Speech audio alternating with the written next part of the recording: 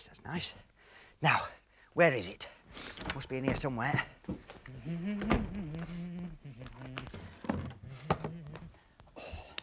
What are you looking for?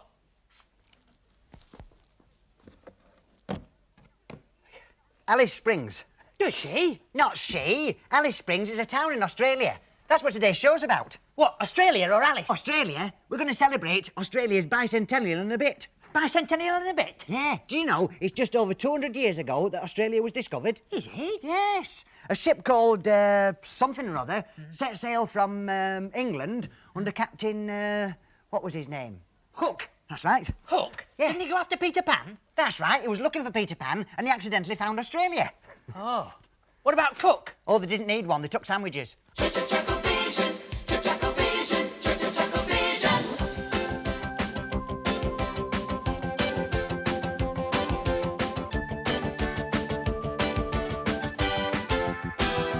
ChuckleVision, ChuckleVision.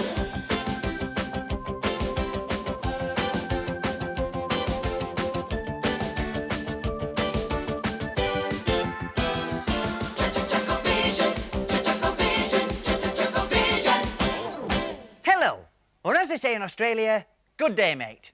Now, this is very appropriate as today's programme is all about... Wallabies. 1 tea and 2 sugars, please. No, I've brought you wallaby. Oh, hello, Kylie. Nice to see you. Well, if you'd just like to sit over here and I'll be with you in a minute. Now, don't worry yourself. Now, I've been into the library and I've found out some amazing facts and figures about Australia.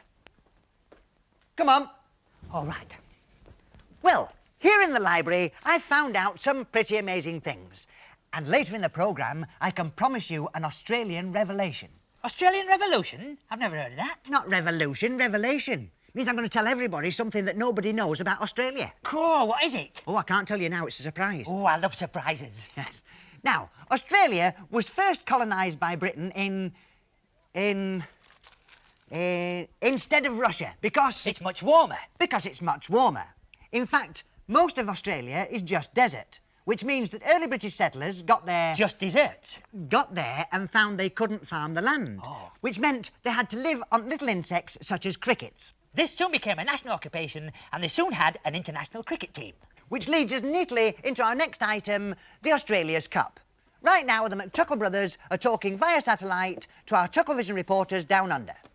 Hey, Paul, what about Ayers Rock? Oh, don't worry about that. We'll come to it a bit later on. OK. I see.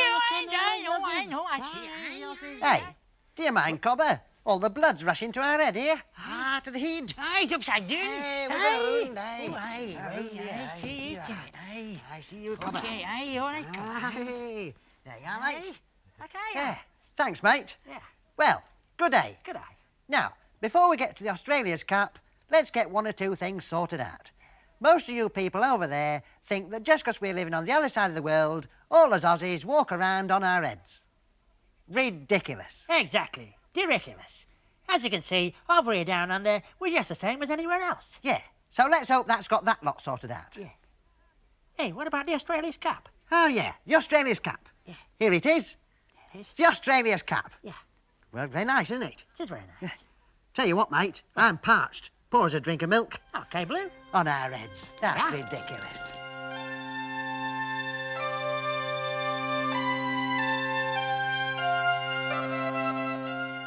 Have you got the hats? Yes, they're just over there. Good, go and get them. Right.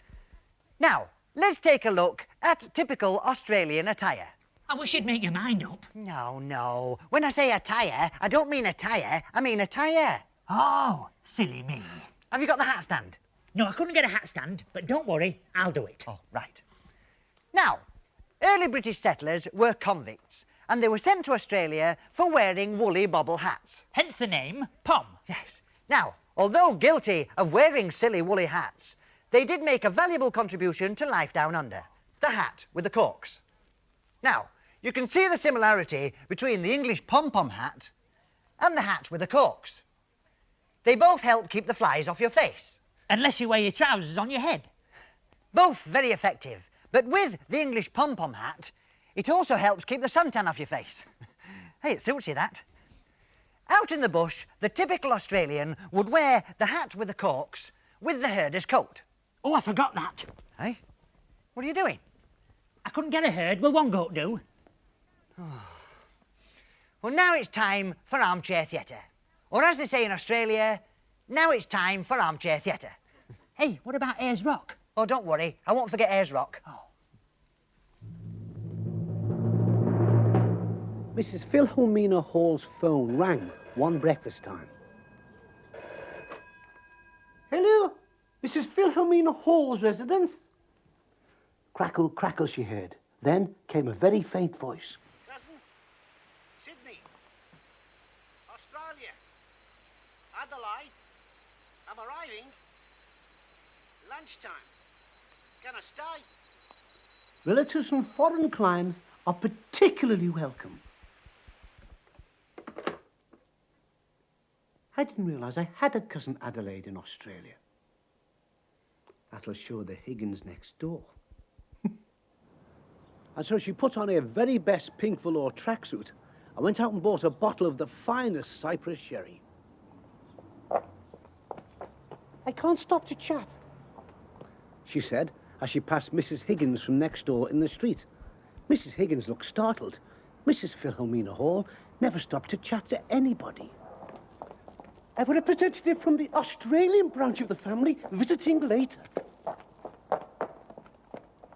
And so she set to about the house. She removed the brightly coloured mugs she usually had her tea in and hid them in the cupboard and got out her very best tea service. She laid out a row of books on the sideboard to give the place a cultured air. And she got a very specially soft roll of pink toilet paper and put it by the loo. She sat down by the dressing table and lined up rouge, lipstick, powder and mascara, and 3 bottles of wrinkle remover. She was going to make quite sure that she looked no older than cousin Adelaide from Australia when she arrived. 2 hours later, she was ready, and putting on her highest of heels, she went downstairs. The front doorbell rang, and Mrs. Philomena Hall of Pennuel Road, Liverpool, went downstairs to greet her long-lost cousin Adelaide from Sydney, Australia. She opened the door and gasped. The person standing on the doorstep certainly wasn't cousin Adelaide. The person standing on the doorstep was a man, grinning from ear to ear and clutching a koala bear. G'day, Phil. I'm sorry, I'm expecting my cousin from Australia. That's me. You're not my cousin Adelaide from Sydney? Almost. Cousin Sydney from Adelaide. Sydney's the name, Adelaide's the place. Mrs. Philomena Hall quivered from head to foot, and under her makeup, her cheeks went pink. How could she possibly face the Higgins now? This is for you, Phil. Carly the koala. And he set the koala bear on top of the books that Mrs. Philomena Hall had carefully arranged on the sideboard. Do you take sugar? 5 lambs, please, Phil. Say, Phil. Say, haven't you got anything bigger? This doesn't look big enough to wet a wallaby's whistle. Mrs. Philomena Hall fetched the mugs from the cupboard. Sidney gulped his tea down in one go and announced, "Right then, Phil. Are you going to show with the neighbourhood sights?" Mrs. Philomena Hall cringed. In the street, Mrs. Philomena Hall cringed again, for there stood the Higgins from next door. Mrs. Philomena Hall wished she could fall down a manhole. "G'day. Super little street you got here. You off to the football match, then?" Mr. and Mrs. Higgins were decked out with brightly coloured rosettes. Mrs. Philomena Hall wished the ground would open up and swallow her. "Isn't soccer sort of rough?" "You bet. Come on." And so Mr. and Mrs. Higgins from next door, cousin Sydney from Australia, and Mrs. Philomena Hall went to the football match. In the stands, Mr. and Mrs. Higgins from next door and cousin Sydney from Adelaide were laughing and cheering and joking. And Mrs. Philomena Hall, who could see everything, was quite carried away by the occasion and began to shout in a rather posh voice, "Oh, get on with it, you great pudding!" "He's a very nice gentleman, your cousin Sydney. A very nice gentleman indeed." And so Mrs. Philomena Hall decided that perhaps having cousin Sydney from Adelaide, Australia, staying with her wasn't such a bad thing after all. ChuckleVision, ChuckleVision, ChuckleVision. Hey, did you know there are nearly 16 million people live in Australia? Is there? Yeah, and it's a little known fact that if Australians lived in Egypt, they'd be called Egyptians. Would they? Yes. Well, I never. Never what? Never nothing. Quite right too. Now, the real natives of Australia are called Aborigines, and they live in the outback. There's nobody out back here. No, the outback's the desert part of Australia. Oh, is it? Yeah, Oh. and the Aborigines are highly superstitious. Are they? Well, for instance, you'd never get one walking under a ladder. Why not? There aren't any ladders. Oh, that explains it then. Another thing that would have impressed Captain Hook were the different forms of wildlife, such as... Crocodile Dundee. He chased him in Peter Pan. Oh, yeah, of course he did. Now, let's take a look at the different forms of Australian wildlife. Oh, Hey, don't forget Ayers Rock. I won't forget. Okay. Yes, Australia is inhabited by many strange creatures. And I've got them all here. Kangaroos, possums. The only thing I've not got is a platypus duck. Why not? I couldn't afford the platypus duck bill. Oh. Well, in that case, let's start by taking a look at the wombat. For batting wombs. Yes. Possums. Here's a picture of one. I can't see anything. No, well, they're very shy. Oh. Aren't possums the things they use for chasing bad guys out of town on cowboy films? No, that's a posse, not a possum. I thought a posse was a cat. Then there's the dingo. An Australian doorbell. Dingo. No, a dingo is a wild dog, like a jackal. No thanks, I had a sandwich earlier on. And then there's the koala. A koala bear is a cuddly little creature that lives in trees. Like baby bushes. You mean bush babies, and no, they're not. Oh. Koala bears are timid little creatures, and they live by eating the leaves of gum trees. Does that mean they stick to the diet? Eucalyptus. I never, I just tapped your shoulder. No, they all live in a tree called the eucalyptus. Must be a very big tree. It's quite big. Hey, I've seen eucalyptus oil in the shops. Yeah, they use that to stop the branches creaking. That's very clever. It is very clever. And no look at Australian wildlife would be complete without a look at the kangaroo. But who said this look was going to be complete anyway? Hey, Paul, what's this? That's an airline ticket. Is it? Yes, here on ChuckleVision, no expenses spared. And right now, I'm going to fly off to Australia to show you the sights. Can I come? Oh, no, it's far too expensive. Oh, can't I do anything? Yeah, you can pack my bags. Oh, thanks. See you in Sydney.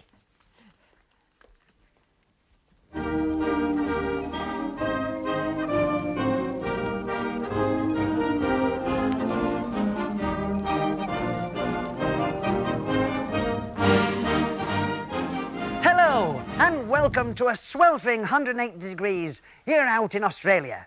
And we're sitting outside Sydney's Opera House. And hark, I think I hear from inside the sound of the Australian national anthem. Neighbours, everybody needs good neighbours. Hey, Paul, this isn't Australia. You just walked over from the other side of the studio. Well, nobody'll ever know. Hey? Ah, hello, Barry. What? I see you found the ticket I left you, the spare ticket. Yeah, you didn't really think I'd leave you back at home, did you? Hey, what about Ayers Rock? Oh, don't worry, I won't forget about it. Oh, good. Now, let's take a trip out to see the Australian bush. Oh, yeah, the bush. And here it is, the Australian bush. Now, this bush has starred in many Australian series and films, such as Flying Doctors, Neighbours, A Country Practice, Emmerdale Farm, The Bush Rangers. The sound of bushes? No, music. Oh, sorry. Yeah, you think of the other bush, Kate Bush. Kate Bush? Yeah, remember Wuthering Heights? Wasn't that the hotel we stayed at in Morecambe? No, that was Heathcliff next door. Of course it was. He knows. Now, this bush is the home of the red-throated spider, so you must be very quiet so as not to disturb him. Is it in here then? Ah! Oh! Another feature of the Australian bush is the billabong. Ah, here's one now. The old-time prospector would sit here all day and whittle at his boomerang. Not whistle, whittle. Oh. He would whittle at his boomerang. Oh, I love meringues. Not meringues, boomerangs. What's that then? Well, it's like a V-shape made out of wood. Oh. Yes, you can almost imagine the old-time prospector sitting here under the shade of the... What are you doing? I'm making a boomerang, aren't I? That's not a boomerang. Well, it's V-shaped and made out of wood. Well, throw it away. What for? I want it. No, if that's a boomerang, it'll come back to you. Throw it away. There's no point in throwing it away if you want it to come back to you. Eh? There's no way that'll come back to you. There is. I'll put my address on it. Thick as a plank. Not quite. I'm playing some off. Give it here. Hey, I wanted that. If that's a boomerang, it'll come back to you. But I haven't got my elastic on it yet. It's a boomerang. Back to the studio. Hey, don't forget it is rock. I won't forget, but I've got to do my Australian revelation first. Oh, you're back already. Well, you'll have to excuse me because I'm a little bit jet-lagged. But now it's time for ChuckleVision's exclusive revelation, as promised, on Australia. Cool, I've been looking forward to this. Yes. We're going to prove conclusively and once and for all, here on ChuckleVision, are you ready for this? I'm ready. That Australia was once joined on to Scotland. Really? How do you make that out? Well, look at the proof. Macaw parrots for a start. Yes. Yeah, well, Mac's a Scottish name, right? Yes, you're right. Right, yeah. now, secondly, where does a Scotsman keep his money? In a sporran. Yeah, and what's a sporran? It's a pouch on his kilt. Yes, and where does a kangaroo keep its young? In a pouch. Not a pouch, a sporran. Sporran. Yes. Yeah. And then there's the final bit of evidence. What's that? Well, if you take a map of the world, here we are. Down here is Australia. Yes. Yes. Now, if you take Australia off the map of the world, Yes. right, then you take a map of the British Isles Yes. and you put Australia there, you see? Hey, Perfect fit. It is. Conclusive proof, once and for all, here on ChuckleVision, that Australia was once joined on to Scotland. Hey, that's brilliant. Well, that's all we've got time for. Hey, I think I'll have my breakfast now.